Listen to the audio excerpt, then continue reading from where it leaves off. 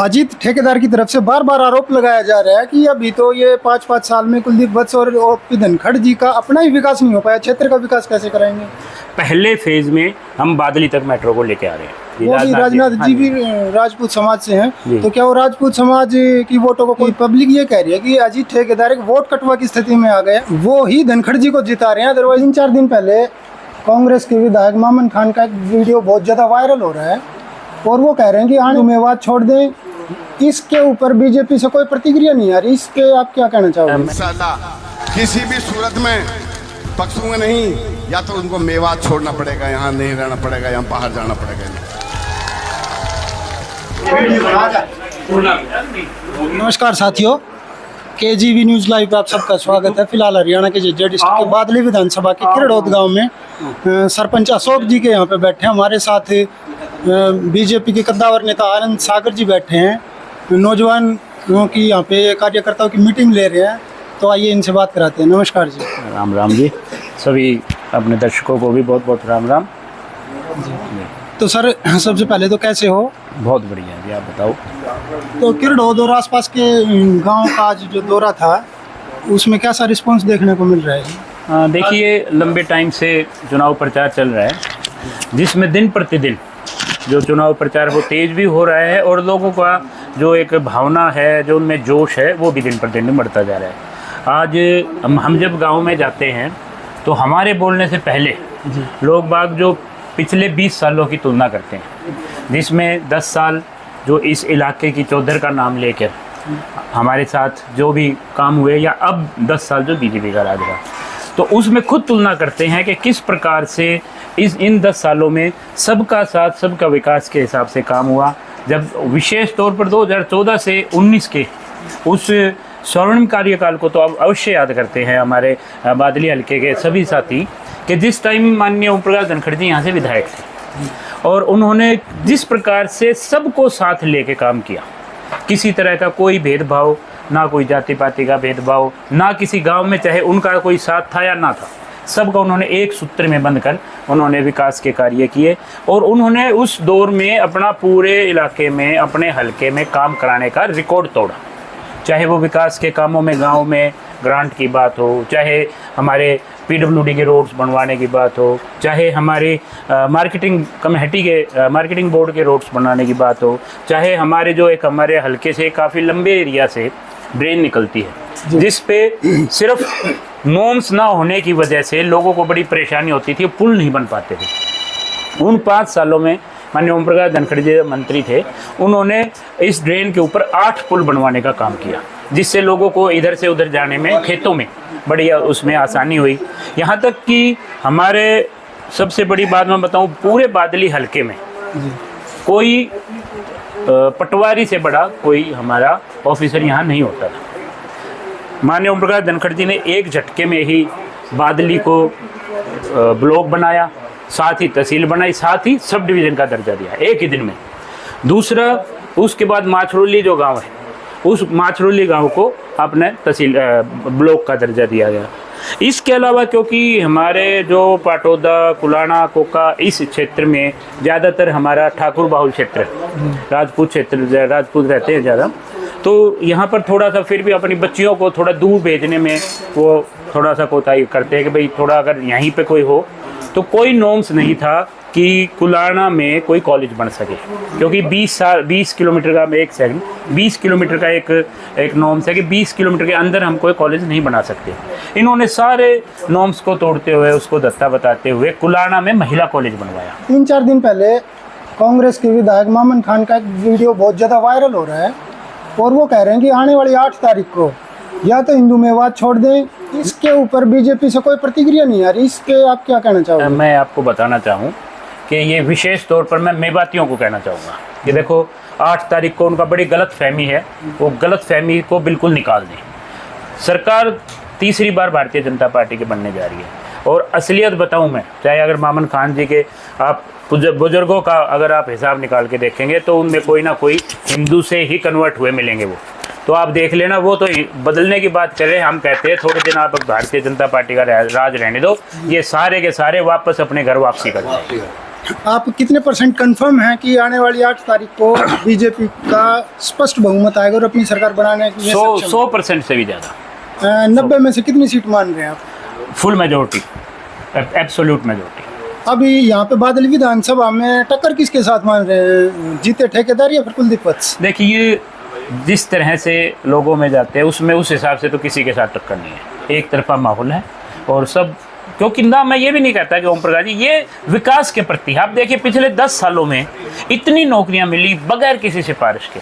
हमारे जो भी युवा साथी रहे, चाहे वो पढ़ लिख के आए, पढ़ लिख के आने के बाद उनको अपनी योग्यता के आधार पर कोई खर्ची पर्ची कुछ नहीं रहा। तो इस बात का बहुत असर है सभी में। अब जो दोबारा से एक माहौल ऐसा बनने लगा है कि ठेकेदार बनेंगे, हम इतनी नौकरी देंगे, हम इतनी नौकरी देंगे, उस बात का करारा जवाब हमारा जो युवा है, जो पढ़ा लिखा युवा है, उस बात का करारा जवाब देगा। अजीत ठेकेदार की तरफ से बार बार आरोप लगाया जा रहा है कि अभी तो ये 5-5 साल में कुलदीप वत्स और ओपी धनखड़ जी का अपना ही विकास नहीं हो पाया, क्षेत्र का विकास कैसे कराएंगे?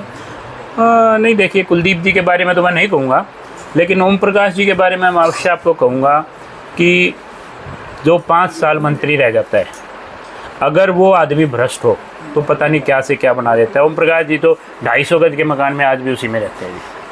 तो कोई उनका कि हाँ, बच्चों ने ज़रूर, उनके बच्चे अपना सब, देखो, चाहे मेरे बच्चे हो, चाहे ओम प्रकाश के हो या किसी दूसरे के, सब अपना अपना काम करते, वो एक अलग चीज़ है। लेकिन ओम प्रकाश जी ने तो जैसा था, एक 250 गज के मकान में जो 5 साल मंत्री रह चुके और इतने कद्दावर नेता हो, तो आप खुद समझ सकते हैं उनके पास। और दूसरे नेताओं के पास आप देख सकते हैं आज के दिन 5 साल में विपक्ष में रह के क्या क्या बन चुका है। लास्ट में आप बादली क्षेत्र की जनता को क्या संदेश देना चाहेंगे और चुनाव चिन्ह के साथ 8 तारीख को क्या अपील रहेगी?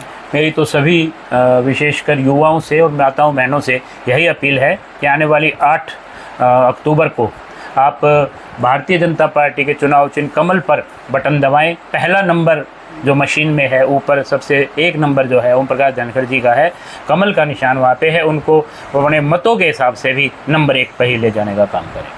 एक लास्ट क्वेश्चन की पब्लिक ये कह रही है कि अजीत ठेकेदार एक वोट कटवा की स्थिति में आ गए हैं, वो ही धनखड़ जी को जिता रहे हैं, अदरवाइज धनखड़ जी में इतनी ताकत नहीं थी कि कुलदीप वत्स को हरा दें। नहीं, देखिए, अब मैं किसी के बारे में टिप्पणी नहीं करूंगा। सब जो चुनाव लड़ता है वो हर व्यक्ति जीतने के लिए लड़ता है। अगर मैं अजीत के बारे में कहूँ, अजीत भी अच्छा, हमारे अच्छे कार्यकर्ता रहे कांग्रेस पार्टी के, उन्होंने वो सेवा भी की और करते भी हैं। तो इसलिए किसी के बारे में भी वोट काटाओ या कुछ ऐसी बातें बोलना मेरे हिसाब से गलत बात है, क्योंकि सब जो भी कैंडिडेट है अपना अपना जीत के लिए प्रयास करते हैं, वो भाई भी अपना पूरा प्रयास करते हैं। अभी जो 28 तारीख को जो रैली हो रही है, जो भी राजनाथ जी भी राजपूत समाज से हैं, तो क्या वो राजपूत समाज की वोटों को कंसोलिडेट करने की स्थिति? ये पहले तो मैं आपको बताना चाहूँगा कि मेरे को बड़ा लंबा टाइम इस क्षेत्र में राजनीति करते हुए है, तो जो राजपूत समाज है वो वैसे ही भारतीय जनता पार्टी को समर्पित है। और इन्होंने केवल भारतीय जनता पार्टी नहीं, ये लोग देश के प्रति समर्पित हैं। इन्होंने देश को आगे बढ़ाने के लिए और देश में अपने विशेष तौर पर जिस तरह राजपूत समाज के बड़े राजाओं ने जिस प्रकार से अपने धर्म को बचाया था, उसी तरह आज का युवा भी जो राजपूत वर्ग का है, आज का युवा भी अपने देश को बचाने में लगा हुआ है। वो अच्छे प्रकार से जानता है कि कांग्रेस पार्टी और भारतीय जनता पार्टी में कितना फ़र्क है। तो इसलिए, लेकिन ये ज़रूर है कि राजनाथ जी जो हैं, उनका माननीय ओम प्रकाश धनखड़ जी के साथ बहुत ही ज़्यादा लगाव है।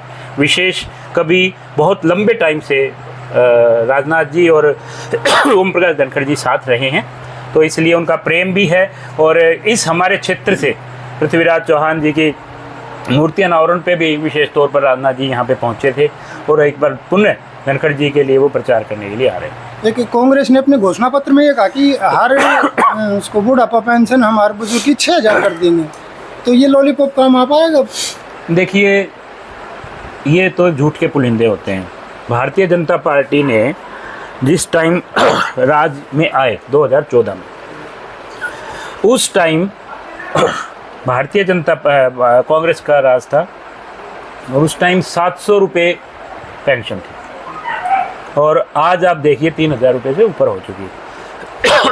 भारतीय जनता पार्टी ने एक ऐसी स्कीम बनाई है कि हर साल ऑटोमेटिकली, चाहे आप उसका प्रचार करो, उसका संकल्प लो, हर साल ऑटोमेटिक वो पेंशन बढ़ती चली जाएगी। जिस प्रकार से टीए डीए बढ़ते हैं हमारे सरकारी कर्मचारियों के, उसी तरह जो हमारे बुजुर्गों का मैं तो इसको पेंशन भी नहीं कहता, मैं तो इसको सम्मान भत्ता कहता हूँ हमारे बुजुर्गों का। वो जो सम्मान भत्ता है वो ऑटोमेटिकली, जिस तरह कर्मचारी का भत्ता बढ़ता है, इस तरह हमारे बुजुर्गों का भी सम्मान भत्ता बढ़ता है। लेकिन इसमें एक बहुत बड़ी बात एक आई है कि जो 18 साल से 60 साल की जो हमारी महिलाएं हैं, हमारी बेटियां हैं, चाहे वो शादी उनकी हो चुकी है या नहीं हुई है, 18 साल से 60 साल की हर बहन को 2100 रुपये सरकार देने का काम करेगी। वो उनका सम्मान भत्ता होगा और उसके बाद 60 के बाद पेंशन हो जाती है उनकी। तो ये एक विशेष बात हमारी बहनों के लिए, चाहे उनको कॉलेज जाने के लिए, हमारी बहन बेटियां जब बसों में जाती हैं, थोड़ा सा माहौल कई बार ऐसा हो जाता है कि माँ बाप को भी चिंता होती है, उसके लिए भी विशेष एक इंतजाम भारतीय जनता पार्टी की सरकार करने जा रही है कि जो बेटियाँ कॉलेज जाएंगी उनको सब सरकार अपनी तरफ से स्कूटी देगी, जो वो बच्चियाँ अपने स्कूटी पे अपने व्हीकल पर कॉलेज जा सकें। इंफ्रास्ट्रक्चर के मामले में ये कह रहे थे कि भाई बहादुरगढ़ तक मेट्रो आ चुकी है, लेकिन अगर बीजेपी चाहे और ओपी धनखड़ जी बन जाएं, 5-6 मंत्रालय अगर उनके पास हों तो वो कोशिश करेंगे कि झज्जर तक मेट्रो को एक्सटेंड कर दें। इसमें सच्चाई है? देखिए, इसमें 100% सच्चाई है। पहले फेज़ में हम बादली तक मेट्रो को लेके आ रहे हैं। दिल्ली से जो हमारे सांसद हैं कमलजीत सहरावत जी, उन्होंने तो विशेष तौर पर इस बात को लोकसभा में भी उठाया है कि हमारा, क्योंकि ये जो भीड़ का इलाका है इसमें कमी आएगी, तो बादली तक मेट्रो को लेके आने का काम तो पाइपलाइन में हो चुका है शुरू, और उसको जब बादली आएगी उसके बाद उसको झज्जर तक भी लेके आएंगे। बीजेपी के प्रदेश कार्यकारिणी के सदस्य आनंद सागर जी हमारे साथ थे, इनसे काफ़ी बढ़िया मुलाकात हुई और पॉजिटिव वे में इन्होंने समझाया कि आगे आने वाले टाइम में क्या क्या प्रोजेक्ट पाइपलाइन में है। तो इन्हें आशा भी है कि पूर्ण बहुमत से हरियाणा में फिर से दोबारा भारतीय जनता पार्टी की सरकार बनने जा रही है। इसी के साथ नमस्कार दोस्तों, अगर वीडियो अच्छा लगे तो ज़्यादा से ज़्यादा लाइक करें, शेयर करें, कमेंट करें। Thank you. बहुत बहुत धन्यवाद।